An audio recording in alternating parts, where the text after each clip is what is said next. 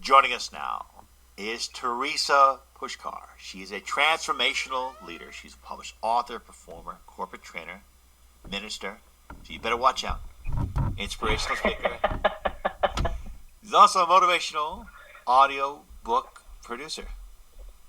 Over 25 years experience. She's also affiliated with this terrific magazine called Conscious Community. So, first website let's promote is theresapuskar.com. That's Theresa Puskar, Puskar.com, and consciouscommunitymagazine.com. Ms. Puskar, it's a great pleasure to have you with us. Thank you for being on the program today.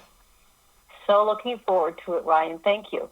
Thank you. All right, so again, first thing you are is a minister. What type of minister are you, and do people confess their sins to you on a regular basis? It's not that fun. No? No, actually, I'm a non-denominational minister, so I do a lot of funerals and memorial services and baptisms and weddings, and it's often actually families where you've got some that are Christian, some that are maybe atheist, kind of a combination, and I seem to get groups where they're kind of going, we want a kind of a smattering of everything and nothing, so that's what I tend to do, and I have a lot of fun doing it, but kind of non-traditional. Oh, that's pretty cool. I mean, it's saying non-denominational, so does that, I'm just curious, do you follow any protocol? What does that mean to be non-denominational minister?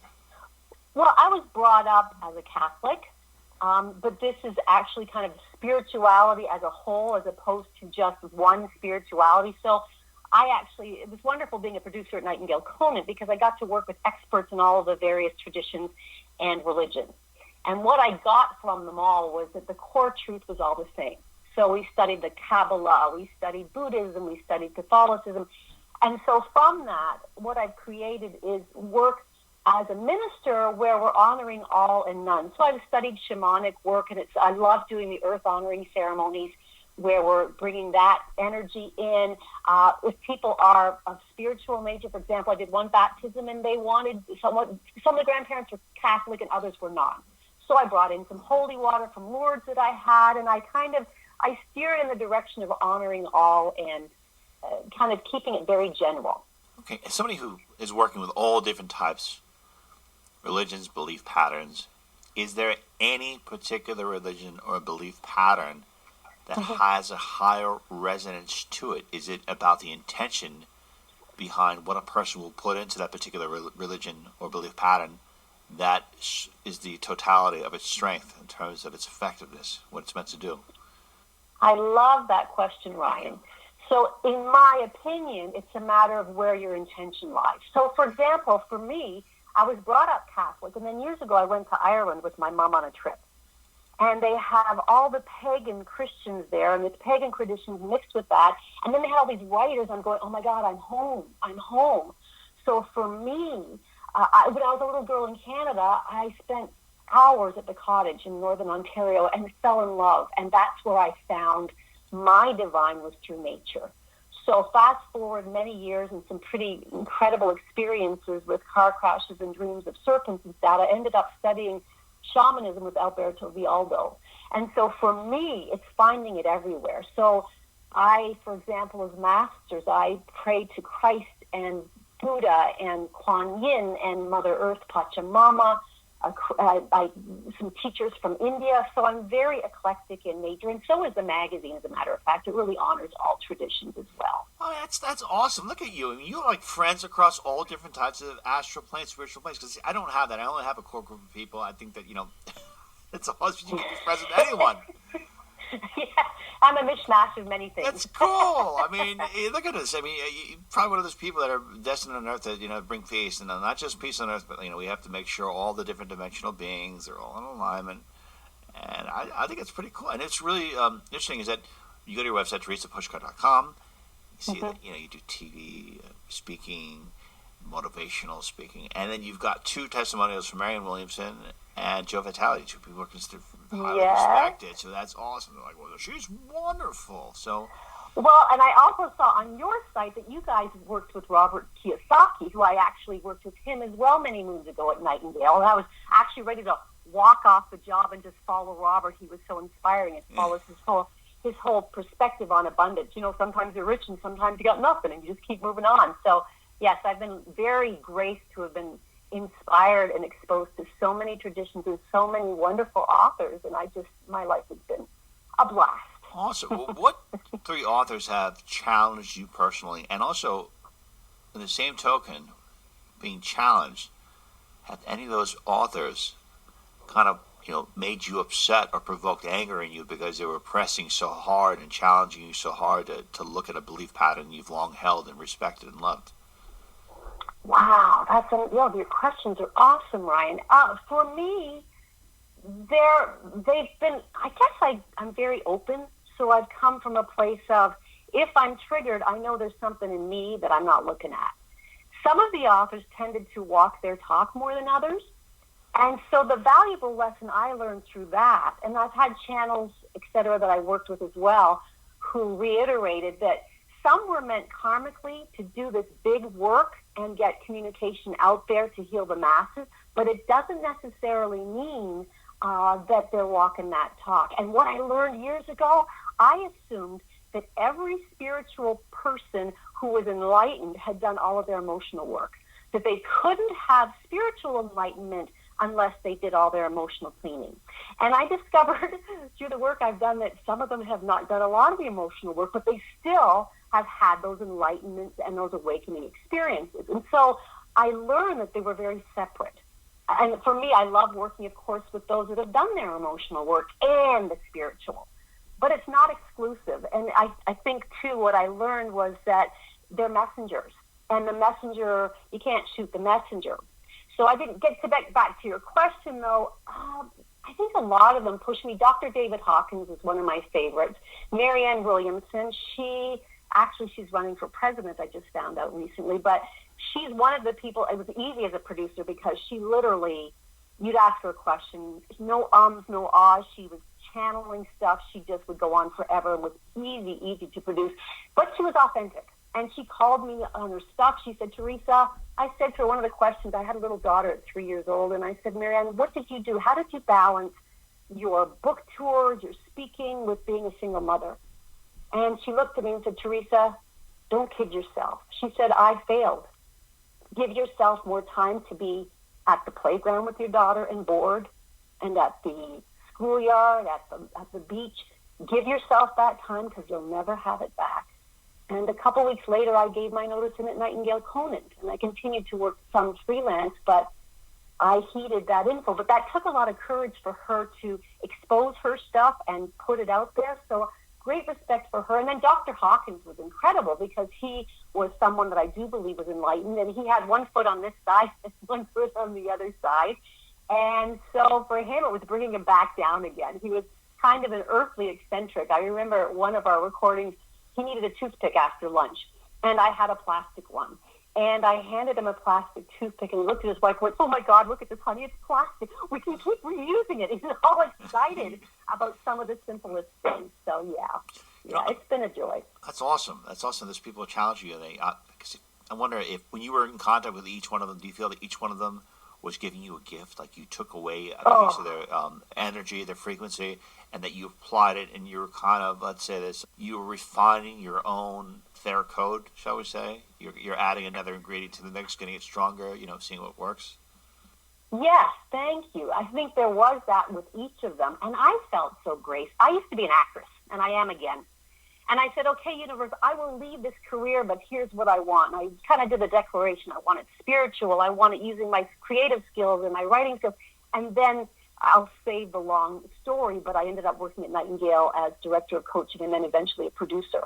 And I got to really hone those, and I enjoyed it as much as I did the acting. And selfishly, I'm sitting in the studio with these incredible spiritual authors who I used to read all their books when I was in college and stuff, and I got to ask questions. That's the best, isn't it? Oh my God! In light of the listeners, here's what I want to know. But it's also very selfish. Going, Theresa wants to know for Theresa. Of course, knowing that it's going to affect the listeners as well. But I'm sure you're right there too. You're filling your own curiosity. I'm sure it's going to affect it. And you probably didn't know about this because I'm also an actor as well, and I got an Oscar last year. I got an Oscar for pretending to be a human being, and I'm not. Pretend to be normal, but that's very good. When it comes to spiritual experience. Some people say, okay, well, I'm on the spiritual journey. I'm having the spiritual experience. So I'm really trying to define what is a spiritual experience. If you have an experience in the physical body and you feel a tremendous amount of love, I wonder, is it a result of a chemical reaction that is going on within your brain, within your body? I talked to a friend of mine. She's a doctor. And she says a lot of our feelings are tied to the health of our gut, how we process and digest food. It has a lot of effects. So I always wonder, are you feeling good because you're having a body high? Are you feeling good because you're having an emotional experience where you feel elated emotionally and you are presenting that as a spiritual experience? Like, what is an authentic spiritual experience from your perspective? From my perspective, it goes to, what came first, the chicken or the egg? And it's all the same package. So it's interesting, the whole gut thing, because I am working with a healer right now. And he says a lot of disease starts with imbalance of the gut, Hashimoto's, etc. So I'm right there. But I believe that so I set an intention a couple years ago to start experiencing more joy and more laughter in my life. And so I have a mantra now, which is just yes. And every night at 4 a.m, I wake up, and for years I was like, dang it all, I want to get back to sleep. Now I wake up at 4 and go, yes, yes, yes, and take some deep breaths and feel the joy. So the setting of the intention of the joy, but I believe that intention and living from that place affects the gut, affects the body, and balances it all. Likely, in the same respect, balancing the body, I've just started juicing, which I should have done long ago, and all of that can raise the vibration of my body as well. So I think sometimes some of us are also in a place where we're in a spiritual, wonderful place, but our body's not caught up, and vice versa. And so it's a matter of setting the intention, I think, for both. Okay, so when you're doing these and you're saying that you want to have more joy, is that a way of kind of training your body to experience the joy? Because when it comes down to the spiritual experience, if you are spirit, if you are infinite, and you are, currently having the illusion of coupling yourself with the human body to experience life in the physical body, yet you always are spirit, always are eternal, always are joy, I wonder what is the real difference between having the authentic spiritual experience? I mean, how much higher can you possibly be than understanding or remembering the fact that you are pure spirit? Is spiritual experience an act of remembering? Is spiritual experience an act of, remembering where you came from, remembering that you are infinite, remembering that you have been here many times before? Or is spiritual experience an act of maybe, coming up with an incredible amount of strength to deal with a situation that is completely horrible within the physical body? So I just didn't know if you can elaborate on that. Yeah. Well, for me, I think it's both. I was, as I said, I'm a reviewer for Conscious Community Magazine. I do the All About Town monthly column, and I visit various consciousness-raising events throughout the Midwest, and then I write about them. And one of them, I went to see somebody, and he said to me, he was a healer, he said, your crown chakra's a mess. Your chakras are totally out of whack. And he goes, you don't actually even have the faith. And this is after years of doing the spiritual seeking, and I was like, oh my God, he's right. And he said, you need to silence yourself. You need to go to Vipassana meditation and do their 10-day silence retreat. So I went to Vipassana a couple months later and did 12 hours of meditation a day in silence for 10 days. And so you start getting in touch with the body. This is probably too much information, but I can. No, please don't. We love it. We love it. Give us the information. We're hungry. Well, I was going through menopause, so all of a sudden these hot flashes. So I'd be sitting there, and you're supposed to be at times absolutely still, and you feel these sweat beads dripping down your nose going, I can't move. I can't move. Okay, I'm supposed to be at peace and just experience and be in the moment. And there was a real push-pull. But, you hear about enlightened beings, and I'm nowhere near that, like Eckhart Tolle, who said, when you go into the pain and you fully experience this without any pushing back or resistance, there's ecstasy in the pain. So I've actually, and with the work I'm doing right now in my own healing experience, there's a lot of pain. the healer's doing a lot of pressure points, a lot of very physical stuff. And basically, if the body starts to have disease in the body, things start to tighten and atrophy, then you have to work on loosening. And sometimes there's pain in that. And so from that, I'm sitting there going, okay, sit in the pain. Go into the pain. What's the pain trying to tell me? What's the color of the pain? Where is it going? And emotions that arise. Now, years ago, with all my years of therapy, psychotherapy and everything else, I used to kind of analyze, why am I feeling this? What is this coming from? Now, for me, it's a matter of, tears are coming. I'm just going to let them come and let them kind of move through me. So I think spirituality is, setting the intention for the joy and feeling it so much. And I've asked myself, too, as far as attachment, Ryan. So for me, it's kind of like I love theater. I love anything creative. Music, especially dance music, just shifts my energy way up there. And there's a part of me going, okay, so what if there was a world without music or color that you love or art? Are you attached to these things? Do you need them to experience joy? And therefore, then, are you not experiencing your spiritual self? The spiritual self is silent, is beyond all of these earthly things. But then I'm thinking this could be a game the ego's playing as far as, don't become attached to them. And another part of me is saying, to hell with it. I love it. It's part of life. It came from the divine, and let's move with it. I was just about to ask you that because they say, try to disattach yourself from all things. Well, what's the point of coming into the body if you're not going to experience all the joys of the body? And I also want to bring some of your attention, Ms. Puskar, is that I've gone on sites and read authors that say, there's a metaphysical reason behind everything. So you have a headache, there's a metaphysical reason behind it. You've got a boo-boo on your knee, there's a metaphysical cause behind it. And I wonder, is there always a metaphysical or deeper spiritual reason for things happening? Because I'll give an example. Every New Year's Eve, I tend to have a few beers or more than that. And then I wake up New Year's Day, start the year off with a nice hangover. And I'm like, obviously there's no metaphysical reason for this. Because what I did is I drink a few beers, and my body is dealing with the reaction to having more beers. So I'm just wondering, do you think that there's always a metaphysical reason behind the pain and suffering or even the joy that we're experiencing within our bodies? I think there can be, but I think we can get so caught up in that. Okay. And so for me, it's a matter of living it. That's why I say I used to psychoanalyze things to death, and now it's like, tears are coming. I'm just going to be present with the tears. And I think it can be the ego, especially when you're a spiritual seeker, the ego gets really manipulative and really smart. Really? So you can beat that. Oh, gosh. What does it do? How can we be on the lookout for our egos? Oh, my gosh. I'm constantly, even before our meeting, I'm thinking ego, heal, and it's like, let me serve. When I do my one-woman show, it's a matter of, or writing the article, how may I serve? And that's not because I'm altruistic. It's because I'm very selfish. And I'm thinking, okay, Theresa, get out of yourself. Get out of your big, huge ego and focus on how may I serve. And I had a very powerful experience. Went to Eckhart Tolle at Huntington Beach a couple years ago. Marianne Williamson was there.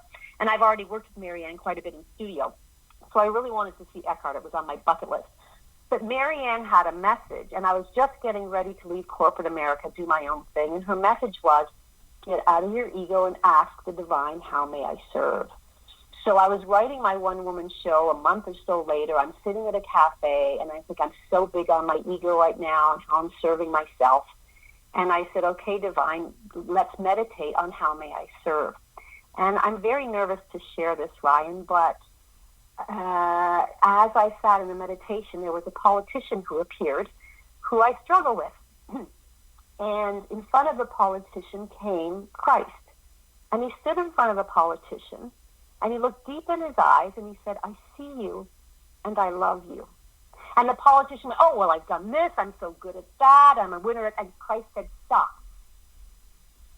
And he looked deep into his eyes, and he said, I see you, and I love you.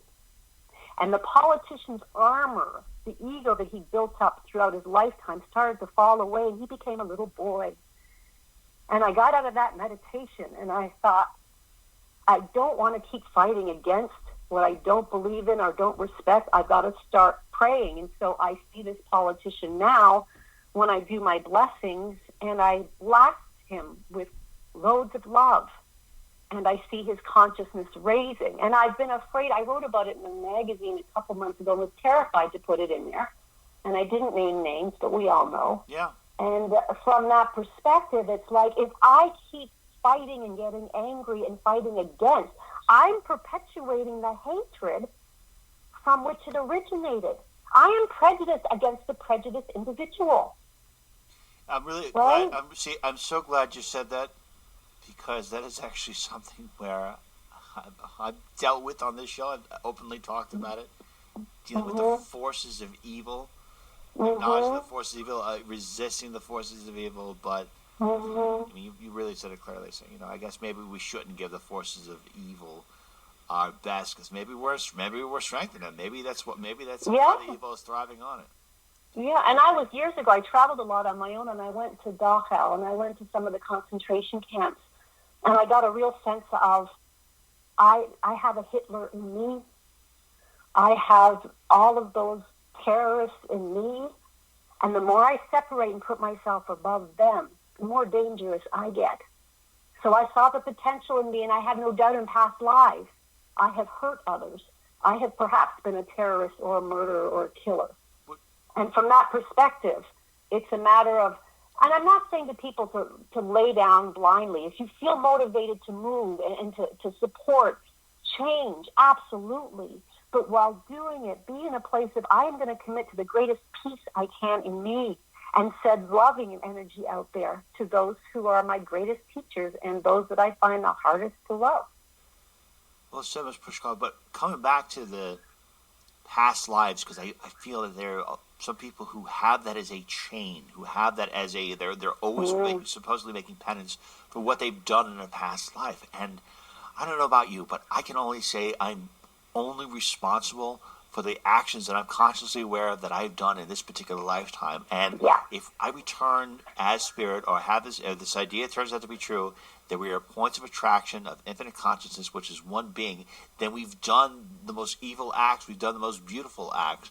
And at the same time, why should we put ourselves through penance and feel personally responsible for things that other points of attraction within our totality of our consciousness have done, when we ourselves are only responsible for being the point of attraction for which we have our much guided consciousness currently focused on? So with that being said, I just want to know if you think that we should beat ourselves up and give ourselves a hard time because of what we're not aware of and what we can't prove as being consciously done actions in previous life incarnations or even future life incarnations. For me, it's a matter of, there's a reason why I don't know what I did in past lives. And I've had some channels, and at Nightingale, I was always interviewing channels and intuitives, and they would say things about past lives, but they could, Theresa, don't investigate it. You just need to know to help you in this life. So for me, first of all, it hit me when I was about 20 that my greatest life lesson was learning to love myself unconditionally, that we are all hardest on ourselves. We are so hard on ourselves. And so anything we do that's beating ourselves up for past life, future life, this life, is not good. So for me, but I can have compassion for those that are pushing my buttons or those that I consider evil or dark, and say, I am not exempt from evil. I've seen jealousy working in me. I've seen that manipulative force in me, even though it might be small. And so remembering that I have that capacity in me, but not beating myself up, and not necessarily even revisiting, but just knowing that the commitment, and I believe our greatest life lessons, are to love the hell out of ourselves, to really get to the point where we unconditionally love ourselves. It's a life lesson I think we're probably all working on, and you've written a lot of great articles. Again, website's called ConsciousCommunityMagazine.com. And one of your articles is about igniting your intuition. How do you ignite your intuition? In addition to maybe meditating, which I think, I don't know, some people are able to do it. I've talked to some listeners on the show, and they said I meditate, a couple hours a day, and it comes easy. It's challenging for me, maybe some other people, but how do you ignite your intuition? Well, I believe, again, intention has a lot of power. And I spent years never meditating, going, I really should. And yet intuition always managed to slip through and inform me. One of the things I had the gift of doing was working with Sonia Choquette when I was director of coaching programs at Nightingale Conant. And actually, years later, I wrote an article about her in Cultivating Community Magazine as well. But I started a coaching program on intuition. And she said, play with your intuition. It's a gift. People get so heavy around it. Journal about it. Write about it. And I had experience with a premonition. It was horrible, but I ran over a cat, but I saw it happening before it happened, so I didn't slam on my brakes and get into a crash. But anyway, she talks about playing with the intuition. And my mother was intuitive, and she was terrified of it. And she used to say, don't go there. You'll see evil. You'll see darkness. And so I was afraid of it when I was growing up. But since then, and when you play, and when you write or share with somebody your intuitive experience, that has it grow exponentially. So I always encourage people, number one, expect the intuition to speak. Number two, listen to it. So act on it, or else it's going to say, hey, I'm not going to bother you. You don't follow this anyway. But also share it with others and write about it, and it will grow and grow and grow. I mean, you'll be going, oh, my God, there it is again. This is so fun. And it's like a Christmas present every time you get an intuitive hit. Oh, that's really awesome. So in your experience, you said that you've done theater, you're passionate about acting.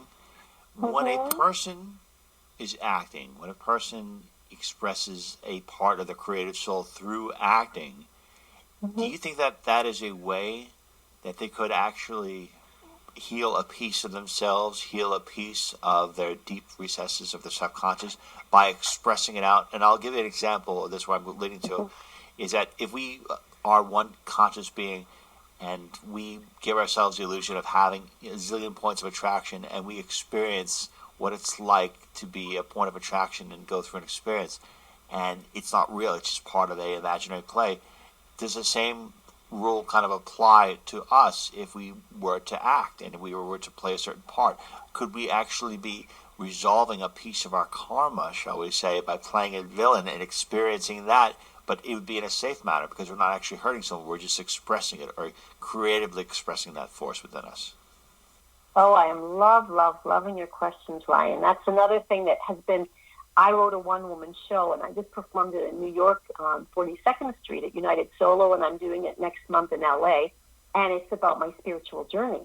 And so I'm asking myself, as I was on stage, if I'm reliving these moments, am I re-traumatizing or holding on to something I'll explain that by the end of the show, I haven't really resolved everything. So just backtracking, in my show, I go to India, and it's a travel log. It's based on my real experience going to Oneness University in India 5 years ago. And in the show, though, I, in my meditations, meet up with 4 fairy tale princesses who tell me how they victimized themselves and how they got out of their mess, and they're whipping me into shape. So I play 14 different characters. And so, for example, Rapunzel, she put herself in the tower. She got annoyed by all the voices, everybody else. Cinderella, she's a little French girl, and she's an obsessive-compulsive teenager, and she doesn't have a stepmother who's horrible. And then I have old Queenie, who's a princess in the pea, and she just takes everything too personal. And then finally I have Belle from Beauty and the Beast. And Belle is overweight and loves the hell out of herself just the way she is. And she hands me a mirror, and she says, look in this mirror and tell me what you see. And I say, I can't right now. And so as I play it, every night I play it, I'm not in that place yet, and I'm committed to getting to the place where I can fall in love with this woman I see staring back at me. But as you're saying, is there a healing experience? I feel there is, because of, and I've done this as a producer too in studio, where I can feel you do it as well. You open your stuff up for the world to hear. You expose some of your deepest and darkest, and knowing that in that it's going to help others get in touch with their own and go, oh my God, I'm not alone. And wow, yes. And in your experiencing and exposing on stage, they do too. So I think there is healing in that. I think you're right. And I get lots of laughter and lots of tears in this show. But I'm also asking myself, Ryan, how long, Theresa, are you going to be? Where are you going to get to that point when you're going to look in that mirror in that show and rewrite the ending? I think it's awesome. My uncle's an actor, and he's been in a bunch of movies. I mean, he did a movie recently with John Travolta, and I know that I think it takes a lot out of him when he does it, but I think he has so much love and passion for it. And in the course of some of your other writings, what do you think have been maybe 3 of the biggest shifts in consciousness that you've observed in the last 10 years on Earth? Wow, that's a big question. Last 10 years. So 10 years ago, I was, okay. So I think, okay, this is a theory I have. People have been very upset about what's been going on culturally, especially in America, politically. And I have a theory about that. So if you have a cancer, but you don't know you have the cancer, it's festering inside your body and it's breaking your system down. If you get diagnosed and you see the cancer, then you have potential to heal it. So in my opinion, the last 10 years, we've had a cancer growing in America, and people are all horrified right now. But we now have an opportunity, because we see this cancer, to heal it. And we have to, like I said before, have to see the cancer within each of us, the potential for that. How have I been out of integrity? How have I been manipulative? How have I been selfish and self-serving and greedy and going within on that? So I think the biggest shift is that we're now exposing some of that. Second shift, I think I have a 17-year-old daughter, and I teach at a school. I teach meditation techniques and calming, and I'm directing the school show.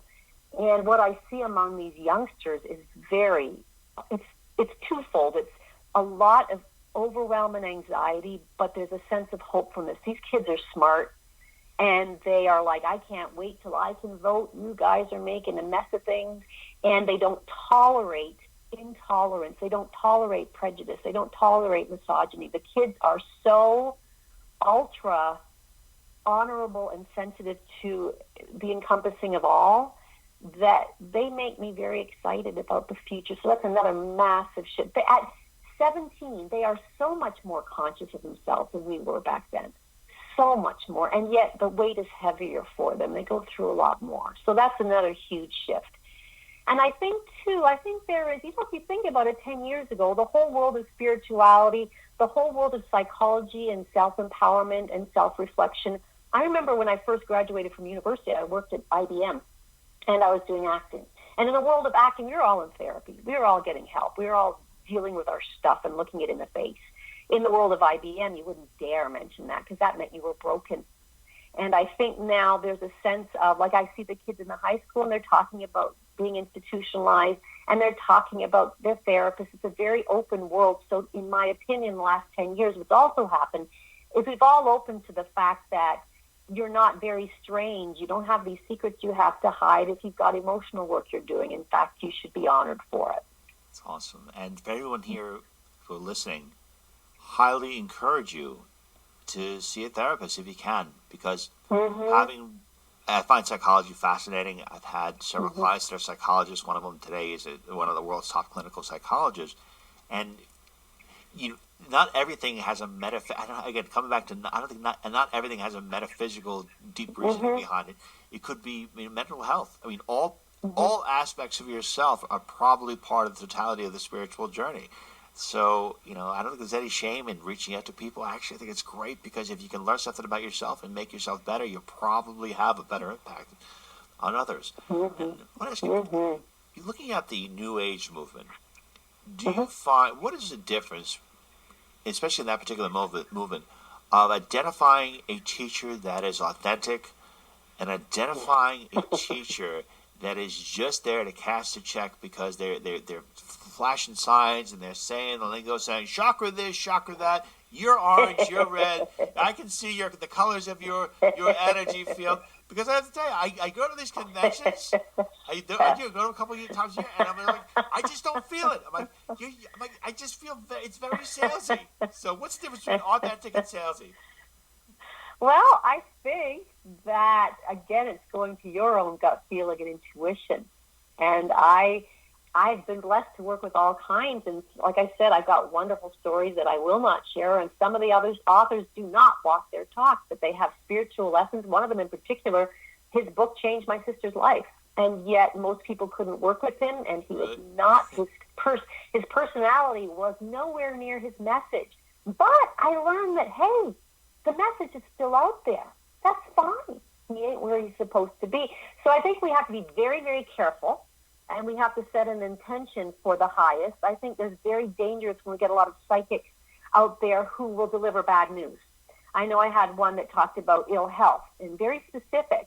And so that has now been planted in my mind, and it's taken a lot of work to try and deconstruct that belief that she planted. And so one has to be super careful and run the other way because there's a way that intuitive psychics channels can deliver information, say, hey, you might want to see the doctor soon and just get a checkup without getting very specific, because what I believe is that our lives are following a certain path, but we can also veer off the path.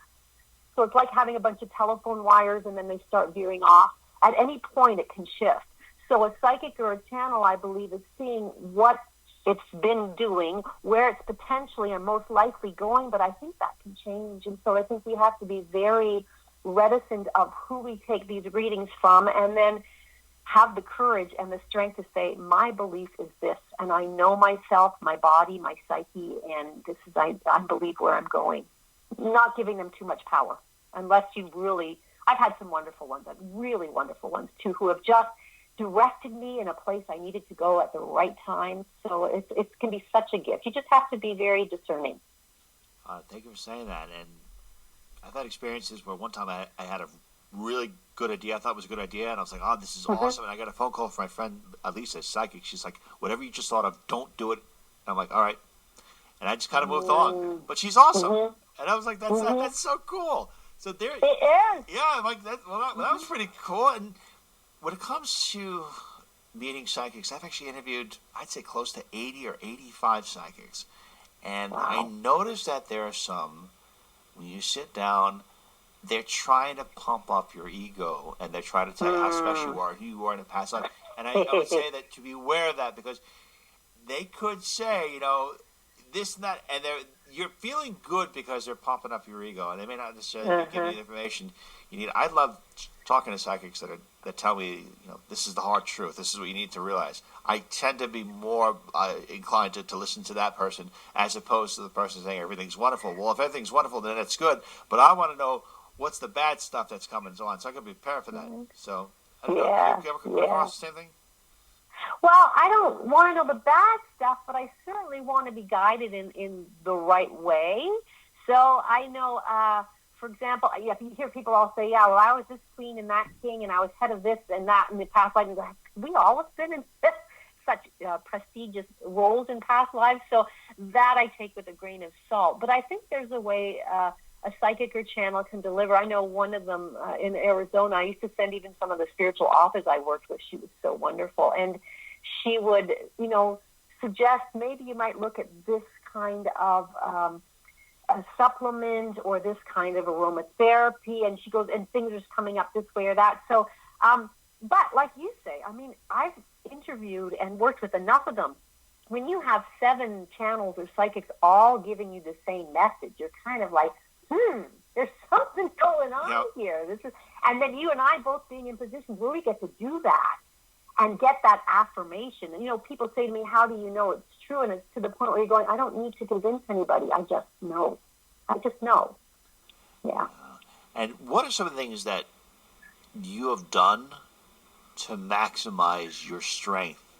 And we're talking about spiritual strength, and also, do you feel that it is important to have a strong physical body?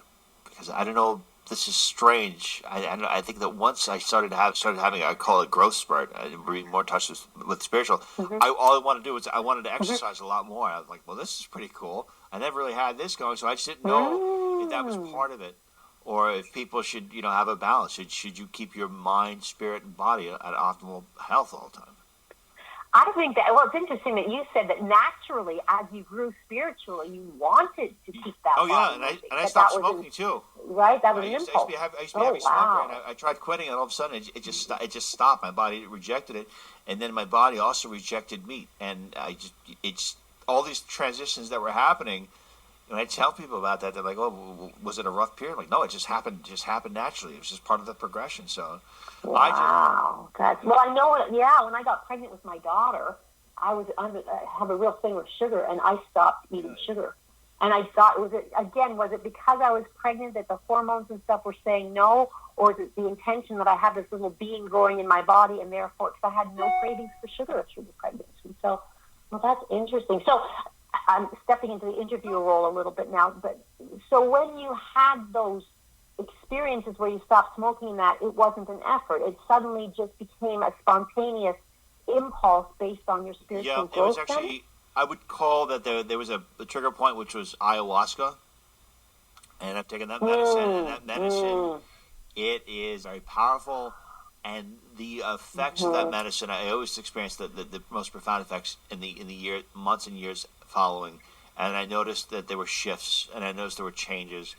And I think that the acceleration of the show actually progressed the show actually became manifesting because of the experience on ayahuasca, because of the journey. So I always feel like the more I search, the more things happen. So I'm just curious, do you notice that for you as well? Do you notice that people who seek, who search, who grow, that the other things kind of naturally manifest that maybe they were trying to struggle with before?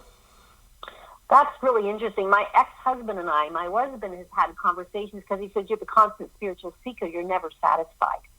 And he is always satisfied, and we're kind of going, which is healthier, which is better. And yet I feel that the spiritual seeking has made my life so rich and so full and just such a blessing. So it's interesting that and it's fascinating you bring up ayahuasca, because I've never done marijuana, anything, nothing. And yet I study the shamanic work, and I've heard about the ayahuasca, and it's the one thing I've been curious about. Yet I've heard some people say, if you're on a negative path or you got some funky stuff going on, it's going to dig you way, way down that tunnel. If you're on the positive path, it's going to exponentially really speed things up. And like you said, many people have said to me that the most powerful experience they've ever had to help evolve their soul was when they had the ayahuasca. So I've been at this place of going, do I dare even ever go there? So it's interesting that you had that experience. Well, as far as the positive and negative go, I would say that the 6 times I've done it, 5 of them were really pleasant. The 6th time was tough, but it was also the intention behind it, and it was also the teacher. It was the shaman. I think you have to have a relationship with the shaman and trust that shaman, because they're going to be walking you through a place, and you may not experience intense visuals, or you may not go to a place where you think you're going to go. I would say just let your heart go. I was really afraid of seeing stuff. At one point, I did it, and I saw this whole wall of demons, and I was like, I don't have time for this. I kind of walked away. And I was like, well, that's pretty cool, because I was afraid of that happening. But, Wow. Yeah. So you faced your fear with that? I don't necessarily think I was facing my fear. It was kind of like I was on the journey. It was hour 5, and I was processing stuff. And sometimes on ayahuasca, you take it and you purge, you throw up. And I think it was after 5 hours of throwing up, and I turn around, and there's this wall of demons, and I wasn't even afraid. I was like, are you really, seriously, now? And I was like, I seriously said, I don't have time for this shit. And I walked away, and I sat down like it was nothing happening. And I thought about it. I'm like, well, that was pretty interesting. But it may not be. Well, I might need you to hold my hand if I ever tried it then. So in case they come up my way, you can just. Yeah. Okay, take care of them, Ryan. I'd be happy to, but that's something. All those things can open your mind. And marijuana, I mean, that's something that people do. Marijuana, I don't think you're not going to leave the plane unless you have some really good stuff. No, you'll probably enjoy music a lot more. You'll be calling the pizza delivery more every 5 minutes. But I guess whatever it takes, whatever it takes to get you there. What practice do you incorporate that you feel is the best for you, that it makes you feel good inside and actually makes you accelerate your growth? Because you were talking about, if you talked to somebody before and they said your chakras are open, I'm like, oh, so do you wake up and do chakra balancing? Do you meditate? Do you walk? Do you say you're thankful? I mean, what are some of the things that you incorporate into your daily practices? Well, I think that it's become, first of all, it was an effort, the gratitude thing, and now that's becoming just so natural. But I think for me, it's starting with shaking out the body, shaking out the cobwebs, and just putting on music I really love for 5 minutes or so, and shake in the morning. I have not been meditating the way I used to meditate about an hour and a half a day. Into the last year, I have not done that. But it's shaking out the cobwebs. It's going to the joy place. And like for me, it's listening to inspiring music, spiritual music, rock music that really kind of just brings a smile to my face. There's a YouTube If you type in YouTube inspiring music, there's a bunch of YouTube videos of really positive message stuff that just, I'll watch people dancing in it. It's like even Happy, the song, he recorded all these people dancing spontaneously, put it together into a montage. It makes me feel joy. So I watch, but there's days like being out in nature, walking in nature, or just looking at colors and going, oh my God, I love color. I'm so grateful for it. So gratitude, trying to be in the present moment as much as I can, trying to forgive myself as I blow in traffic, right? It's like, okay, I'm going to do the road rage thing. Okay, there you go, Therese. Can you love yourself here? Can you love yourself where you are right now? Can you give yourself a break? And then it's going to the place of joy whenever I can. And kind of, I stay away from the news. I listen to NPR once a day, and then I turn it off. I haven't had a television for 9 years because I was wasting time on it, right? So I got to write my 7 children's books. I did my audio program. I wrote my one-woman show. I got so much done because I found that having a television, I would sit in front of it and zone out for hours a day, and I went, what a waste. And the negative input.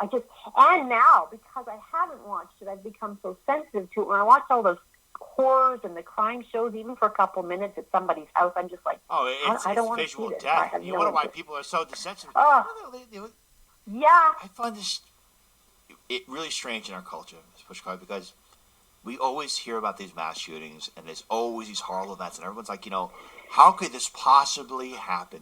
How is it? But, well, geez, maybe every other show is about death and killing. Maybe an idea may have popped into someone's head. Yeah, I mean, if there were Smurfs on all day, I'm sure the culture would be a little happier. Well, when I was working with Dr. David Hawkins, and we were and I believe he was enlightened. He's one of 3 or 4 I've seen that have been, I believe, absolutely enlightened. And he said to me, we were talking about the future, and this was probably 7 or 8 years ago. And he said the only concern he had for the future were those computer games. And he said those are used to desensitize soldiers to killing. And he said those games are dangerous when they're put in the arms of our children. And he said that was the only thing that he worried about for the future of humankind was that kind of thing. So I think, and then our kids watching over and over. I mean, how many times have you seen the Twin Towers fall? And how many times have we seen the horror in people's faces? One of the fathers I loved, his son was killed in that theater in Denver. And he started a campaign thereafter where he said media does not have to give the perpetrator a lot of media attention. So don't say their name. Don't show their picture. It's public record. Anybody can look it up. But these people are all wanting their 15 minutes of fame through their violence. And so he has this campaign where he said, let's focus on those that are victims and honoring them, and let's get our mind and our media off of the perpetrators, which I thought was really interesting. You want to give them any more attention? I don't know where. I think it was this movie called What the Bleep Do We Know? And they talk about, and it's by the way, if anyone is listening, What the Bleep Do We Know is a great film. It came out in 2004. There's this one part of the film where they talk about the particle observation theory, that apparently a particle does not exist unless a person is devoting their attention, their focal point on it. And that idea kind of made me realize, maybe that's why these celebrities, they need all the attention. That's why they need to feel alive. So I guess if people are not focusing their time and energy on the death and destruction, you're kind of starving the beast. So I don't know. Maybe we need some. Maybe we need some other frequencies. We need happy stuff. So I don't know. That's part of it. And for me, that's what I do. Or people watching happy videos. I mean, Facebook. I will fly through, and any political conversation, I don't even go there. I want to see the puppies. I want to see the videos of little cute little babies. That's what I want. Take me there, and the rest of them I'm just going to ignore. You mentioned the word color before. Are there any colors that you'd like to incorporate into your clothes or decorations or website? And also, what is your favorite color? Wow, I have so many of them. I think royal blue is my favorite right now, but they change. And I kind of believe they change based on what my body's requiring as far as the chakras and the energies. But I love vibrant color. I remember I once had a winter coat that was hot pink, and people would say, oh, my God, how can you wear that? Aren't you uncomfortable? I said, why? Because you stand out. And I went, I don't think about standing out. I'm in love with color. We had a teacher in grade 5. She was the art teacher. And she had this row upon row of tissue paper. It was a rack. And it started with white and worked through all the color schemes and various yellows to greens to blues. I would sit and stare at that rack for hours and just fall in love with all those colors. So for me, it's changing and it's vibrant, but I love the jewel colors, the reds, the blues, the emerald greens. But I'm also lately drawn to corals and salmons, and I think, or if I'm hiding my gut, then I definitely wear some black. Oh, I wanted to ask you. That's It's awesome. all good. I hope that we experience more colors. I love colors and intensified colors. I always think that there's other messages in there. But this will probably not come off as the smartest question, but I have to ask it anyway because I'm curious. Talking about gut feelings, if people who happen to be bigger, you have a larger gut, does that mean you're probably going to have more confusion when you trust your gut feeling because there's more gut? What an interesting question, because there's more gut there.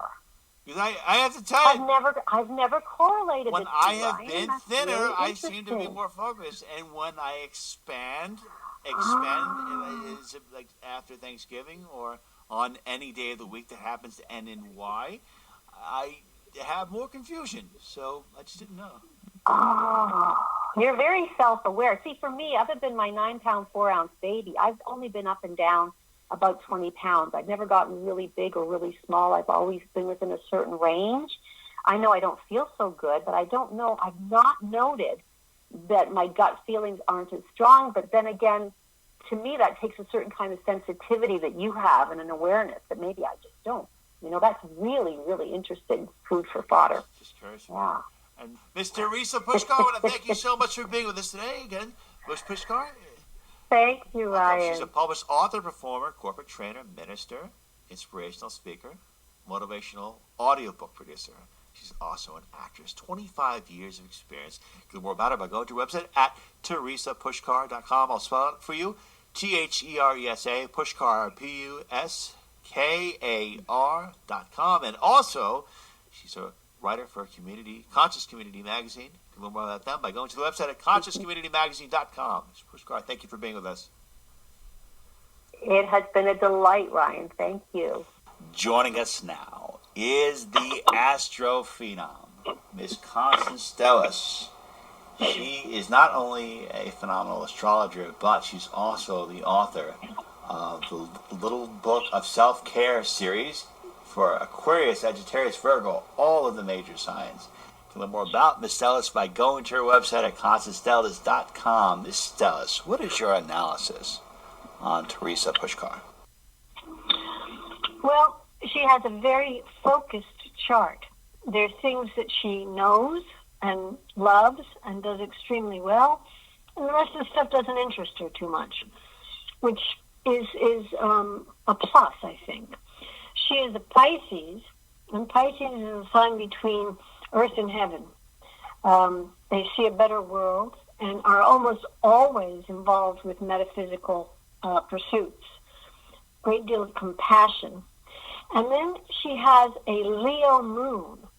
So that is the kind of desire to publicize, to share, to teach her knowledge. And it is right connected to the planet Uranus, which gives us lightning flashes and insight. So I imagine that really much of her writing is almost like channeling. She doesn't know from whence it comes, but it comes. And she gets insights and flashes of insights that electrify her and that she can share with her readers. She's also, Pisces is kind of an old-fashioned sign in that it is the sign of faith. Old-fashioned because the age of Pisces saw the rise of Christianity a long time ago. But we are headed into the age of Aquarius. And she has Jupiter in Aquarius and Saturn in Aquarius, which is very forward-reaching, very revolutionary, avant-garde, maybe even radical and anarchic. So her views kind of run the gamut. A lot of power there, and the ability to share it. That's what I think. Excellent. Ms. Constance Stellis, the Astro Phenom. I want to thank you so much for your analysis. To learn more about Ms. Stellis and to get your own chart done with Ms. Stellis, please go to our website at constancestellis.com. Thank you so much, Ms. Stellis. You're very welcome. Joining us now is Joyce Keller, psychic medium, TV and radio star, and she's also the author of 10 books. Several of them are bestsellers. She has been metaphysical for many of her past lifetimes, and she's certainly metaphysical now. And by that I mean she's very intuitive. She deals with everything to do with the sixth sense and beyond. She's really an amazing person and very spiritual. She should have her own center, her own religious or spiritual center of some kind, where people can come for wisdom and knowledge, because that's the purpose of her incarnation this time. She's here as a teacher, as a source of light.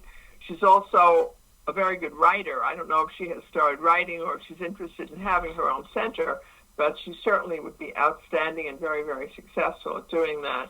She's ahead of most people who are in her vicinity and who know her. So that's what teachers do. They shed light, they bring society from the third into the fifth and beyond dimension. So I would say to Theresa, if you become discouraged, high angels are working with you. You have just the best course in your life. You have a long life coming, and it's going to be terrific. And you're a natural medium and psychic yourself. And there is a difference. The mediums are the ones who can connect with the other side. And if Theresa chooses to do that, she certainly is more than able to do it. So that's just a brief rundown on Theresa, Ryan. All right. And is there any particular past life that may pop out in your mind? Do you sense anything about any particular past life that she's here to work on? Yes, absolutely.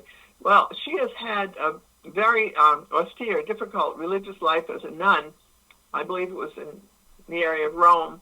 And that was really too stringent. It was just too strict, and didn't give her the chance to express the truth and the light that she really has had within her for many, many lifetimes.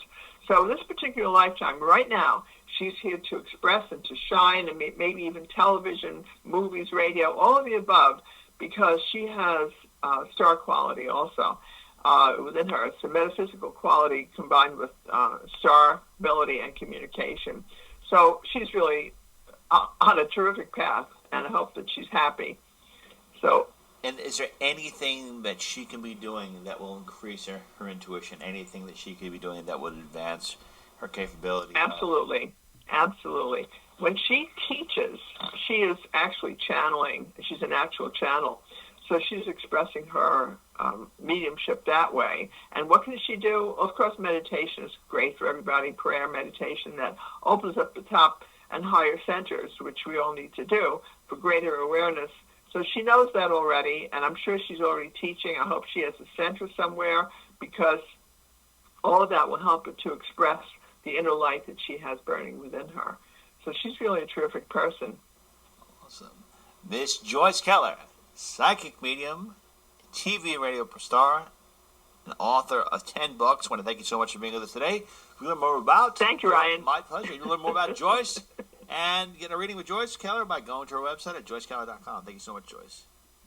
Thank you, Ryan. It's a pleasure. Okay, everyone, that concludes today's edition of the Outer Limits of Inner Truth. Special thanks to our incredible guest, Ms. Theresa Puskar, and special thanks to Constance Stellis and Joyce Keller, our virtues. To learn more about the Outer Limits of Inner Truth, please go to our website at outerlimitsradio.com. Until the next time we meet, my friends, I wish upon you an abundance of peace, love, and beers. Take good care, and thank you so much for listening.